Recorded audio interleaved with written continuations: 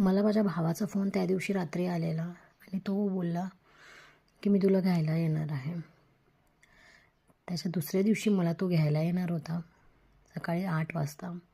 मी 8 वाजेपर्यंत माझं सगळं आवरून घेतलं होतं.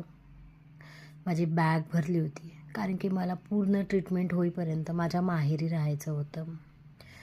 मला माहिती होतं हे सगळं पण खूप एका लग्न झाल्यानंतर माहेरी राहणं ते पण इतके वर्ष तरी पण दुःखाच्या याच्यामध्ये ते एक वेगळंच होऊन जात असतं.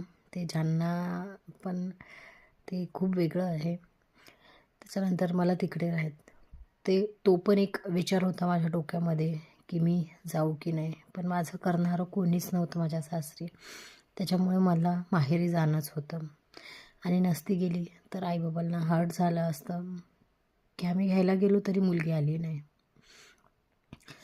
तो मला घ्यायला आला. त्याच्यानंतर मग आम्ही त्या डॉक्टरांकडे गेलो ज्या डॉक्टरांनी मला ती टेस्ट सांगितली होती आणि त्या डॉक्टरांनी अशी एक गोष्ट सांगितली आणि त्या गोष्टीने मला जास्तच धक्का बसला. त्यांनी मला सांगितलं की आपल्याला सर्जरी करावं लागेल आणि सर्जरी पण अशी नाही